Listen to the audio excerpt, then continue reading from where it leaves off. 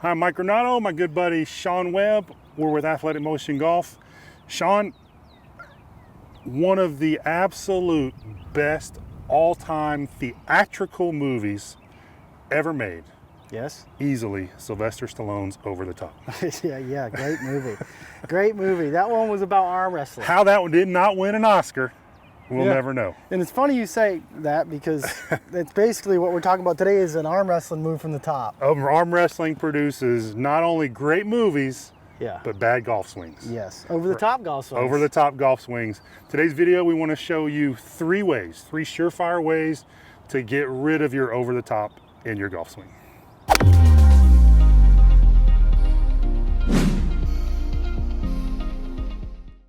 Sean, what are you talking about with arm wrestling? Yeah, As far as the golf swing goes. Arm wrestling is when the player gets, let's say they get up into the top in a kind of orthodox position, kind of the arm underneath the golf club and the wrist bent back. It's when immediately from the top, they make a rotation with their shoulder and arm in an arm wrestling motion. It would be internal rotation. Now let's do that with the club in the hand. Do it with the club in the hand, and now you've got this club pitching out over the swing plane. Right. And the only time it touches the swing plane is at impact. We don't want to do that. And it touches it for a very short amount of time. Yeah, and then it goes underneath of it. Yeah. So that's certainly one way to do over the top, right? It's this move. See that quite a lot. Yeah. We can also see the hands in a fairly decent position at the top. The hands just go straight out. Yeah, for sure. Either takes the club, stands it up late, or if you're more of a skilled player, you're going to drop it way under late. And that certainly would be called shallowing by some definitions, but it's going to be so underplaying, it's not going to be very functional. Yeah, so Mike's right. You know, you could over the top with just the hands and pitch it this way. You could over the top with the hands and the club and pitch it this way. Just kind of general movement out this way too much. I think for purposes of this video, you know, most of you or most beginning golfers and a lot of golfers who've been playing for years struggle with the slice. Absolutely. So we'll focus on the slice part of it for this video and the over the top that produces that banana ball. We're going to give you 3 drills that are going to help you kind of eliminate that and maybe switch things the other way so you can start hitting that draw that a lot of you have been dying to hit. That's exactly right. You're going to see a whole different movement coming out of the top than what you're used to. You're going to definitely see a whole different ball flight from it. So let's just jump right into the drills. So Sean, you handed me an impact bag. Yeah. And Skills SKLZ makes this smash bag. Yeah. Real popular brand. Get it online. Get it a lot of places. So what are we going to do with it? So this one, I like it because it has a little hook on it with the little hole there. You can put the alignment stick through. So slide that down over the alignment stick. So I think, you know, when you do things as far as changing your swing, it's good to do it in a progression. Maybe not using a golf ball at first, learning the motion, and then maybe slowly adding in a golf ball. It's really beneficial to do it without a golf ball. Yeah, no golf ball. Because we're changing a motor pattern. Yeah. Yeah. So I think at first, you know, this is a great drill. And what I'll have people do at first, especially if they're slicers, I'll say, okay, line up square to this impact bag, the smash bag, and then make a swing at it. And 99 times out of 100, the bag will spin clockwise. Slice ways. Yeah, it'll spin clockwise. So that would show me right away, okay, this person has a problem understanding the way this golf club needs to move. And I'll say, no, I need you to spin it the other way. And they go, like that? I say, no, not like that. And then I'll get in there and kind of move them around a little and I'll actually grab the club and stand with them and say, no, I want it to go that way. Yes. And then sometimes a light bulb will go off like, oh, I see.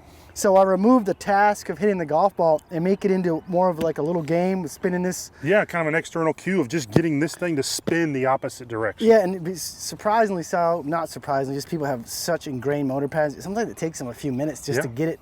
They'll start banging it straight at first, which is better. Yeah. And then finally they go, oh, I see, I got to flip it around that way and kind of go underneath to There's a progression to changing these skills. Very few golfers, very few people really are going to be able to have a really ingrained move. Yeah. Like you tie your shoes one way and then, okay, Sean tells me to tie it his backwards way. And then I can do that the very next time. Then tying your shoes gets to be difficult when you start thinking about each step. Yeah. This is no different. Yeah, so they'll do that a few times, and then I'll add in the club face. I'll say, okay, because when I show them on video what they're doing, the face will be too open when they're doing it. Right. So I'll have them feel like they're turning the toe into the bag so that when they finish... Really getting this toe cranked down. Yeah, the toe is at least straight up and they haven't clacked this stick. Because a lot of them will try to wheel it around. They'll try to wheel the face around by getting the shaft to the left again. I don't want that. What you want to do is hit it and be missing this stick and have the toe at least up in the air. Exactly right. And what's cool about this is, if you've heard of launch monitors are really good nowadays at telling you what your phased path is. Right? Every golf shot we hit, whether it's a putt or a drive, has a face to path. Golfers have a hard time making the face and path change independently because of these ingrained patterns. So what you're doing with that last part of that drill with the club face is changing the path and allowing the golfer to flip the face. So you do it this way, the face is always open to the path. Now we change the path, now the face is open to the path. You're gonna hit push fades, push slices. Now with that last bit of the toe closing down, now you're gonna hit push draws and draws. Now, as you do this, I can hear some people, well, you're teaching a flip. Well, not really, because once you do this a few times with no body, or little bit of body, with little to no body rotation, you start to add rotation, it takes that extra flip out and the ball just has a little baby draw on it. That's exactly right. But you gotta exaggerate things at first. You need to feel like you're slinging your arms out with not much body and flip the face over just to get something that turns right to left. Gotta move it a mile to move it an inch. Yeah, get it going right to left, and then once you get back to a normal feeling shot, then you can add in some body rotation, quiets that face down, you get a little baby draw, which everybody would like to have. Right, most golfers are really familiar with spinning it this way. Right. This way is so foreign that once you're able to experience this way, then it's much easier to kind of meet in the middle of those two. So let's do drill number 2. Mike, you want to grab me a ball? Yes. So we can leave this kind of a 2-for-1. I do this all the time. You can leave the bag where it is and the stick. Have the golfer put their toes right in line with the stick, so kind of mid-bag, okay? And then I'm going to tee a ball up here. Now, tee it up a little bit high in a tee with a 7-iron. Makes it a little easier at first, right? So I'll have them try to hit the ball and miss this area, okay? Because normally what they're doing, they're hitting somewhere either on the bag or the stick. Okay. So we can just leave our station here and I'll say, okay, see if you can clip this and miss all this over here. Little easy swing. If they can do that, they can start a ball to the right and curve it back to the left. Right. The first few times they're gonna go, and they're going to get feedback. And listen, if you're not practicing without any feedback, you're only exercising. We say it over and over again. With no feedback, there's no learning. You need some negative feedback or positive feedback to make any motor learning change in anything you do. Absolutely. And then this goes right back to changing that face to path relationship, which is all the golf ball sees when you're trying to make the ball curve one way or the other. You got to be able to change the face to path, and you're doing it in a very exaggerated way. But again, it's going to be difficult at first if you're used to coming over the top. It's going to be hard for you to do because what a lot of you are going to want to do, you're going to miss a few shots that kind of leak out to the right if you miss this, which means the face is open. And I referenced it before, you're going to try to wheel the face around with a late kind of upper body spin. And I need you just to sling your arms for a little bit and feel the right forearm cross the left, because what you're going to want to do when you hit it to the right is bend the path again. Keep missing this station and get the toe up, and you'll finally start getting the ball to sling around right to left. And truth be told, most golfers probably learn over the top because of an open club face. So this is going to make you hit push slices for a little while until you learn how to really be aggressive.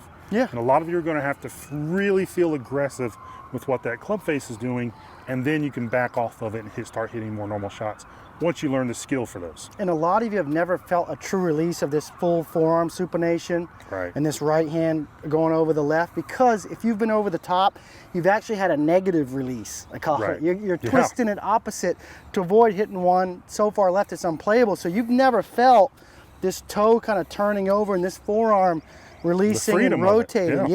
This thumb goes from thumbs up to thumbs up through this hitting area. That helps create this face rotation that closes the face. If you've been coming over the top, a lot of you have a chicken wing. The thumb stays too much underneath. You have no supination or rotation in the forearms. You've never felt a release. Do that towards the camera. Show what that thumbs up, thumbs up over the top. They're holding the face to try to hit it off the clubhouse over here. And then the thumb stays kind of on the side. Or chicken wings, the first thing that shows up. And the face never, they have this kind of look. They're trying to hit a shot, you know, they're trying as best they can to hit the ball at the target. But when their path is 10 degrees to the left, they've got to do something with the face to hold it off. And that's what they've learned. Never felt a true release, and they can start feeling it with some of these drills. That's exactly right. Now let's change our setup here and talk about drill number 3. All right, Sean, now we're gonna do what's called the over-under swing. And this is a great drill. It kind of combines all those skills from the first two drills that you showed us and really does it with less kind of stuff in the way around impact. So really gonna start training how that club comes out of the top. All right, so we got our stick right down our target line. I'm gonna place a plane stick. It's gonna represent the swing plane. Right there, let me have you set up to it, just like the stick was the ball. So you're gonna put your club right over the middle of this stick right there. Perfect, perfect. So right there, okay. We're gonna move our stick out of the way and replace it with a ball. Right there. All right, so what you're gonna do, tee it up. We're gonna go slow at first. What you're gonna do is swing over and under. All right, so this is a great one because most of you are making a reverse loop. Yes. A counterclockwise loop. Yeah. You're gonna feel this club swing over it and the momentum of it's gonna carry it underneath and you're gonna sling that momentum out to right field. So the two things we're gonna change, and you said it perfectly, is most guys come under early, lift, and then over the top. We're gonna take that away.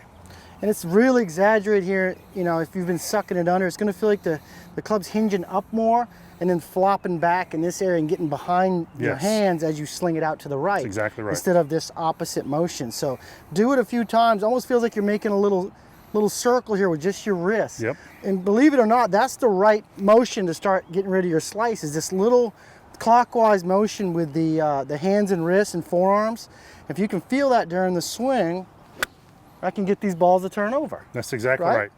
Do this one on a tee, do it slow as with all the drills. You will absolutely start changing.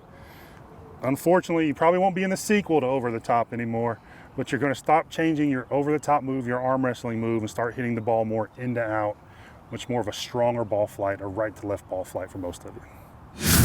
Hey guys, we hope you enjoyed today's video. If you did enjoy it, go ahead and give it a like. Also, if you have any questions about today's video or you have an idea of a video that you want us to shoot, go ahead and leave it in the comments below. We read every single comment. We also respond to the comments. So again, leave us a comment if you have any questions or there's anything you'd like to see. Now, if you haven't already, click the subscribe button. We have videos coming out every single week and we don't want you to miss one. So by clicking subscribe, that ensures you're notified right away when a new video comes out.